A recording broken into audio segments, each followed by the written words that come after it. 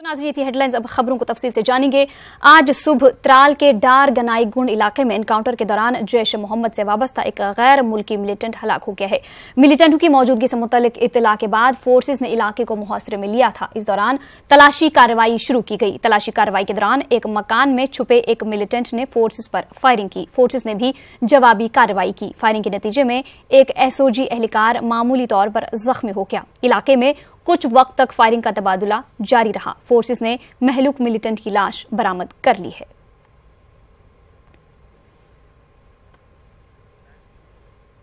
पाकिस्तान की जानिब से जिला राजौरी में मंजकोट के गंभीर इलाके में फायरबंदी की खिलाफवर्जी की है। पाकिस्तानी फायरिंग में एक बीएसएफ जवान जख्मी हो गया है। जख्मी जवान को फौजी अस्पताल राजौरी मुंतकिल कर दिया गया है। पाकिस्तान की जानिब से बिला इश्ताल फायरिंग की गई। हिंदुस्तानी फौज ने भी फायरिंग का मुंह तोड़ जवाब दिया। उधर नारेन कैंप में राष्ट्रीय राइफल्स के एक जवान की पुरस्रार तौर गोली लगने से मौत हो गई है। वो माहूर में तैनात थे।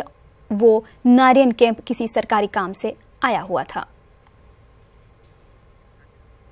उधर कुपवाड़ा जिला के सरहदी इलाका टंगडार में लाइन ऑफ कंट्रोल पर आज पाकिस्तान की तरफ से फायरबंदी की खिलाफवर्जी की गई। पाकिस्तान ने हिंदुस्तानी चौकियों को निशाना बनाते हुए टंगडार के ब्लैक रॉक 3 घासला, अनिल मलिक और शरारत पोस्ट पर शेलिंग की। हिंदुस्तानी फौज की जानिब से भी जवाबी कार्रवाई की गई। दोनों तरफ से फायरिंग का तबादुला जारी है। आखिरी इतलात मिलने तक किसी भी जानी नुकसान की कोई इतला नहीं थी। गवर्नर सत्यपाल मलिक ने रियासत में आने वाले पंचायती इंतखाबात को अहसन तरीके से मुनक्किद कराने के लिए सिक्योरिटी सूरत हाल का जायजा लिया। उन्होंने रियासत में मजमूई सिक्योरिटी इंतजामात का भी जायजा लिया। इस मौके पर चीफ सेक्रेटरी स्टेट, पुलिस ओहदेदार, आर्मी, सीआरपीएफ और दीगर इंटेलिजेंस और सिक्योरिटी एजेंसियों से वाबस्ता ओहदेदार मौजूद थे। गवर्नर ने रियासत में नज्म नस्क को बरकरार रखने के लिए मुख्तलिफ सिक्योरिटी एजेंसियों की सताइश की। उन्होंने कहा कि पंचायती इंतखाबात को मुनक्किद कराना उनके लिए चैलेंज है। ताहम उन्होंने उम्मीद जताई कि ये इंतखाबात भी अहसन तरीके से मुनक्किद होंगे। सिक्योरिटी एजेंसियों ने यकीन दहानी कराई कि वो इन इंतखाबात के लिए पूरी तरह से तैयार हैं और मिलिटेंटों की किसी भी कोशिश को कामयाब नहीं होने दिया जाएगा।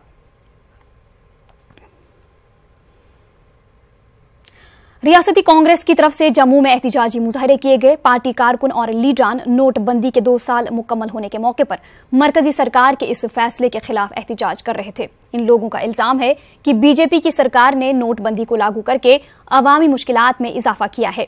इन लोगों का यह भी कहना था कि इस फैसले से मुल्क में बेरोजगारी में इजाफा हुआ और महंगाई का बाजार भी गर्म हुआ। कांग्रेस के ये कारकुन सरकार के इस फैसले के खिलाफ नारेबाजी करते हुए गिरफ्तारी के लिए पेश हुए। उन्होंने कहा कि सरकार हर मुहाज पर नाकाम हुई है।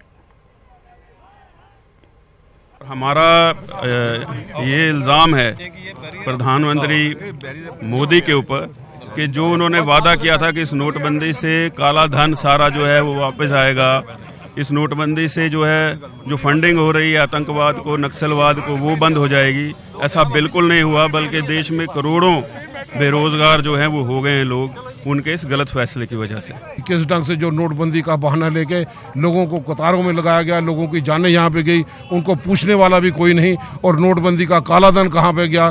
जो दावे और गुहार लाया करते थे, काला धन कहीं भी देखने को नहीं मिला। और रिजर्व बैंक की रिपोर्ट के मुताबिक ही जितना पैसा गया था उतना ही पैसा वापस आ गया। तो फिर आम जनता परेशान क्यों? इस चीज़ को उजागर करने के लिए 2 साल भारतवर्ष कितना पीछे चला गया। रियासती बीजेपी के organising general secretary Ashok Kaul ने कहा है कि पंचायती इंतखाबात को मुतासिर करने के लिए मुख्तलिफ अनासिर डर फैलाने की कोशिश कर रहे हैं। अनंतनाग में पंचायती इंतखाबात के सिलसिले में पार्टी की एक तकरीब में शिरकत के मौके पर मीडिया से बात करते हुए कौल ने इन बातों का इजहार किया। इस मौके पर पार्टी के नायब सदर सोफी मोहम्मद यूसुफ भी मौजूद रहे। कौल ने तमाम उम्मीदवारों को माकूल सिक्योरिटी फराहम करने पर जोर दिया। प्रशासन को भी, सरकार को भी ये कहना चाहूँगा कि उनको भी थोड़ा पार्शल होकर रहना चाहिए। जो भी कैंडिडेट आए उस कैंडिडेट को वो फार्म और पकड़ें, फार्म उसका लें और यहाँ अधिक से अधिक लोग इन चुनावों में हिस्सा लें। सरकार को भी ये सुनिश्चित करना चाहिए। और भारतीय जनता पार्टी शुरू से ही इन चुनावों को करवाने में, इन चुनावों को होने में सबसे आगे थी और वो सबसे आगे ही रहेगी। एडवोकेट मोहम्मद अल्ताफ को म्यूनिसिपल कमेटी गांदरबल के चेयरमैन के तौर पर मुंतखब किया गया। कांग्रेस उम्मीदवार सज्जाद अहमद को नायब चेयरमैन के ओहदे के लिए मुंतखब किया गया। अल्ताफ को 17 कामयाब उम्मीदवारों में से 10 की हिमायत हासिल हुई। एडवोकेट अल्ताफ ने आजाद उम्मीदवार अब्दुल मजीद मीर को शिकस्त दे दी। इस सिलसिले में गांदरबल के टाउन हॉल में इलेक्शन का अमल मुनक्किद किया गया था। यह अमल जिला तरक्याती कमिश्नर गांदरबल की निगरानी में मुकम्मल हुआ। उधर कांग्रेस से 2 काउंसलर्स ने मुंतखब चेयरमैन के हक में वोट दिए। मुंतखब कमेटी ने जम्मू कश्मीर पीपल्स पार्टी नामी एक नई पार्टी तश्कील दी है। उन्होंने जिला के अवाम की फलाह बहबूद के लिए काम करने का आज़म किया। बहुत सारे मसाइल हमारे टाउन में, ये इसको 3 दहाइयों से नज़रअंदाज किया गया। इंशाल्लाह टाउन को हम मॉडल टाउन बना देंगे। इंशाल्लाह फर्स्ट प्रायोरिटी जो है वो डेवलपमेंट की रहेगी। कोशिश हम करेंगे सब लाइक माइंडेड लोगों को अपने साथ मिलाने की, ताकि एक बड़ा प्लेटफार्म बन जाए और हम लोगों को आगे के लिए साफ सुथरा निजाम दे सके। गवर्नर के मुशीर खुर्शीद अहमद गनाई ने कहा कि बर्फबारी के बाद जिला अनंतनाग में बिजली टावर के गिर जाने से जनूबी कश्मीर के मुख्तलिफ इलाकों में बिजली की किल्लत पैदा हो गई है। ताहम हुकूमत ने बिजली महकमे को हिदायत दी है कि बिजली की सप्लाई तमाम इलाकों को मरहलावार फराहम की जाए। गवर्नर के मुशीर ने पुलवामा के डीसी ऑफिस में हालिया बर्फबारी से मेवा बागात को हुए नुकसान का जायजा लिया। उन्होंने मुख्तलिफ अवामी वफूद के और मेवा काश्तकारों से बर्फबारी से दरपेश मुश्किलात से मुतालिक जानकारी हासिल की। मुशीर ने काश्तकारों को यकीन दहानी कराई कि हुकूमत नुकसान की जल्द भरपाई करेगी। मैंने पावर कमिश्नर की नोटिस में लाया है और एडवाइजर साहब की नोटिस में लाया है कि इस टावर को रिस्टोर किया जाए। इसमें बिजली के जो इंजीनियर्स हैं उन्होंने बताया कि इसमें टाइम लगता है टावर को रिस्टोर करने में, टावर को फिर से खड़ा करने में, और इसका कोई इंटरिम मेजर हो नहीं सकता है क्योंकि ये बड़ी हाई वोल्टेज लाइन चलती है।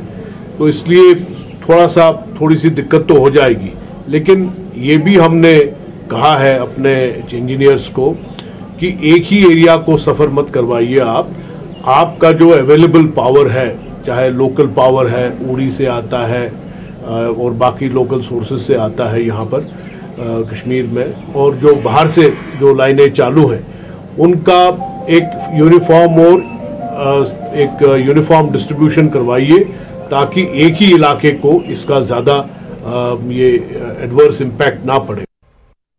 कश्मीरी माइग्रेंट नौजवानों के एक ग्रुप ने जम्मू में गवर्नर हाउस के सामने एहतिजाजी मुजाहरे किए। ये नौजवान सरकारी हुक्मनामे के तहत SRO 412 को जल्द अमलाने का मुतालबा कर रहे थे। इन नौजवानों का कहना है कि कश्मीरी माइग्रेंटों के लिए वजीर आजम एम्प्लॉयमेंट पैकेज के तहत तमाम लवाजमात पूरे करने के बावजूद उनका सिलेक्शन फेरिस्त मुश्तहर नहीं किया जा रहा है। ये लोग फौरी तौर पर नौकरियों के ऑर्डर देने की मांग के सिलसिले में कई हफ्तों से एहतिजाज कर रहे हैं। इन लोगों ने गवर्नर से मुदाखलत की अपील की है।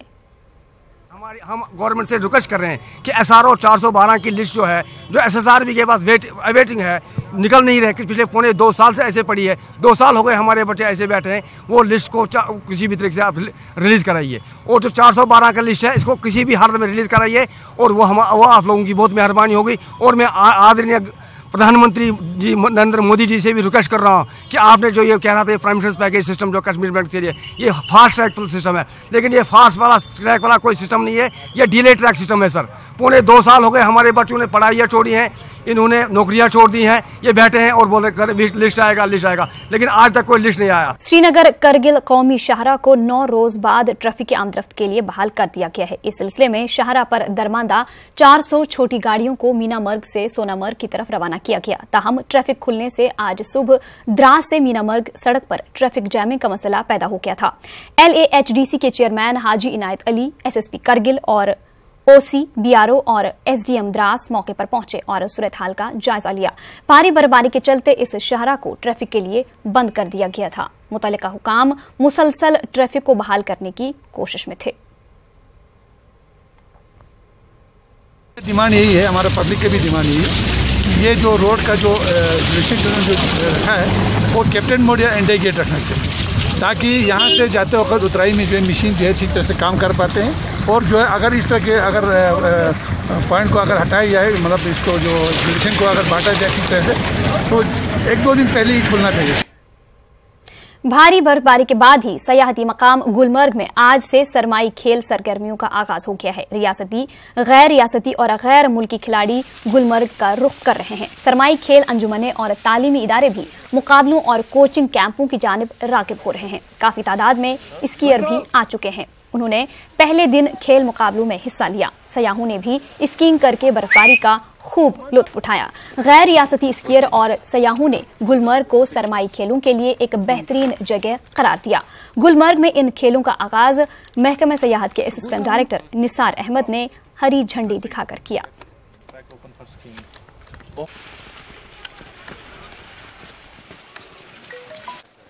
स्कीइंग बहुत अच्छी है इधर की, सीरियसली। वो बोलते हैं मिनी स्विट्जरलैंड, प्रॉपर स्विट्जरलैंड से ज्यादा ऊपर है ये। इंडिया ठीक है, अपना स्विट्जरलैंड सब ठीक है, बोलने की बात है। स्कीइंग से हवाले से बहुत मजा आ रहा है। यहाँ पे मेन जो है स्कीइंग ही है और बहुत मजा आ रहा है। और सब लोग अच्छे गाइड कर रहे हैं, सब लोग मजा कर रहे हैं, बहुत एंजॉय आता है। खूब मजा आ रहा है यहाँ पर और बहुत सारे अरेंजमेंट्स परफेक्ट है यहाँ पर, खूब मजा आ रहा है।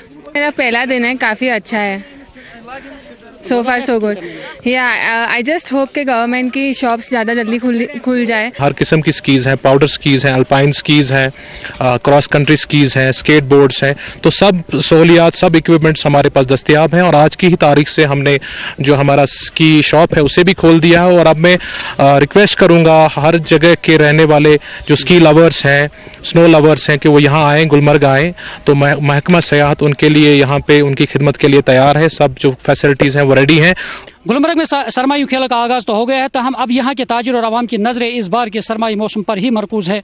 और सबको उम्मीद है कि इस बार मुल्की व गैर मुल्की स्कीइंग खिलाड़ियों के साथ साथ सयाहों की तादाद में भी इजाफा होगा, ताकि यहाँ की सयाहत को मजीद फरोग हासिल होगा।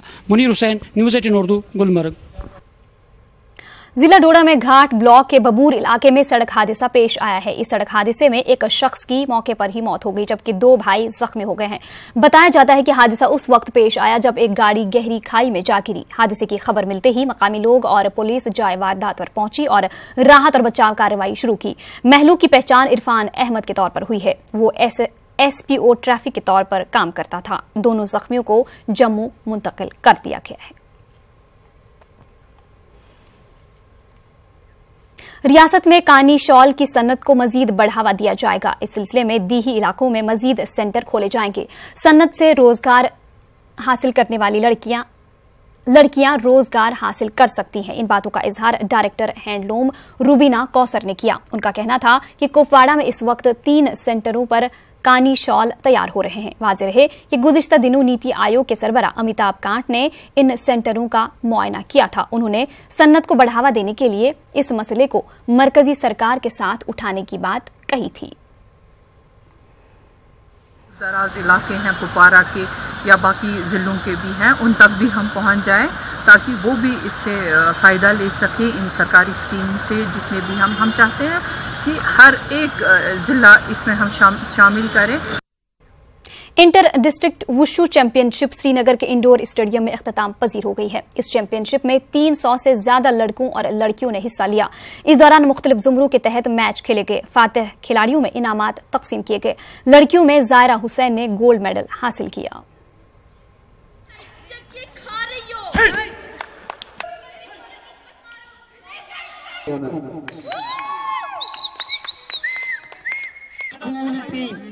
इसके बाद आएगी। हमारा डिस्ट्रिक्ट वुशु चैंपियनशिप फाइट थी, उसमें मैंने 3 फाइट्स जीती और मैंने गोल्ड मेडल उसमें लिया। इससे पहले भी मेरी फाइट थी, मैंने ब्रॉन्ज सिल्वर लिया था। और मैं चाहती हूँ मैं आगे जाके इंटरनेशनल और नेशनल खेलूँ और मैं अपने स्टेट का नाम रोशन करूँ। वुशु में इस साल काफ़ी कॉम्पिटिशन्स वगैरह हुए यहाँ पे। और यहाँ पे जो बच्चे हैं जो इंडोर स्टेडियम में प्रैक्टिस करते हैं, हाल ही में हमारे 2 लड़के एशियाड के लिए सिलेक्ट भी हुए थे। मतलब अच्छी परफॉर्मेंस है। पहले को लेके अगर हम चले तो आज की डेट में वुशु में बहुत अच्छा टैलेंट है और बहुत आगे तक गए हैं। Director school education GN Neetu ने श्रीनगर में एक मीटिंग मुनाकिद की। मीटिंग में चीफ एजुकेशन अफसरान और तालीमी इदारों के प्रिंसिपलों को कई हिदायत जारी की गई। इम्तिहानी मराकिज में रोशनी और गर्मी का माकूल इंतजाम करने पर जोर दिया गया। उन्होंने बसूरत दीगर कार्रवाई करने की बात कही। महकमा की जानिब से हेल्पलाइन नंबरात भी जारी किए गए। हेड्स ऑफ द स्कूल्स हैं, जहाँ जहाँ एग्जामिनेशन सेंटर है वहाँ पे आज उसका रिव्यू लेने के लिए हमने मीटिंग बुलाई है। और आगे जो महकमा मौसमियात की तरफ से जो पेशन गोई है कि 12 तारीख से जो है 2-3 दिन के लिए और मौसम ख़राब रहेगा। उन दिनों में हमारे 1-2 पेपर्स हैं, लास्ट के कुछ पेपर्स हैं, तो हमने आज क्लियर इंस्ट्रक्शंस दी है कि जो भी हमारे हेड्स ऑफ द स्कूल्स हैं, जहाँ एग्जामिनेशन सेंटर्स हैं, वहाँ पर हर तरह की जो है लाइटिंग, हीटिंग और बाकी जो भी इंतजाम करने हैं वो करने के लिए आज हमने हिदायत दी। पट्टन के वटवन नामी गांव में तालीम के नाम पर बच्चों का मुस्तकबिल तारीक बनाया जा रहा है। गवर्नमेंट प्राइमरी स्कूल में 5 जमातों के लिए इमारत का कोई ढांचा ही नहीं है। किराए की 2 दुकानों में बच्चों को तालीम दी जा रही है। पेश है पट्टन से हमारे नुमाइंदे मुनीर हुसैन हुर्रा की ये रिपोर्ट।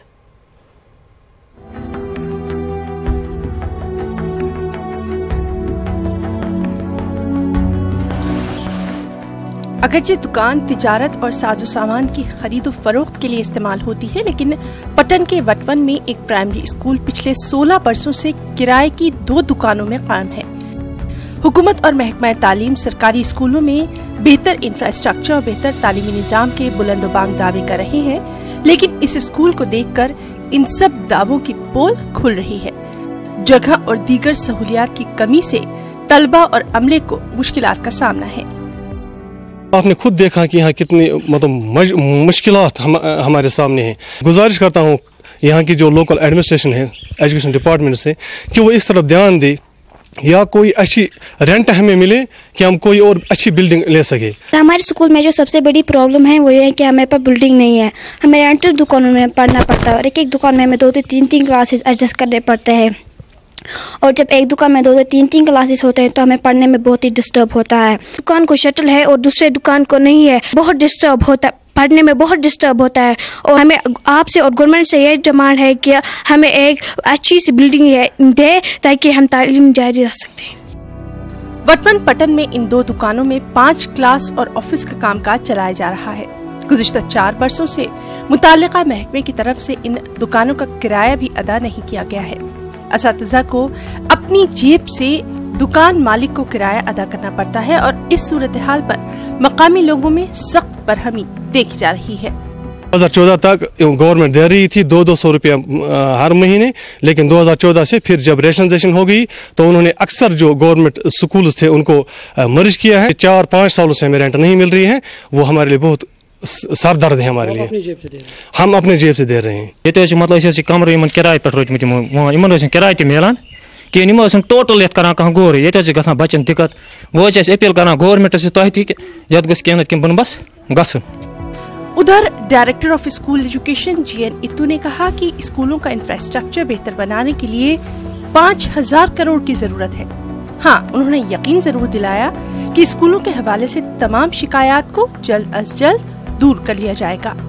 हमारी प्रायोरिटी है जहाँ जहाँ पे भी इस वक्त काफी जो है इंफ्रास्ट्रक्चर कम है, हम प्रायोरिटाइज करके उनको आगे लेंगे। अब की बार हमारा बजट भी बढ़ा दिया गया गवर्नमेंट की तरफ से एजुकेशन का।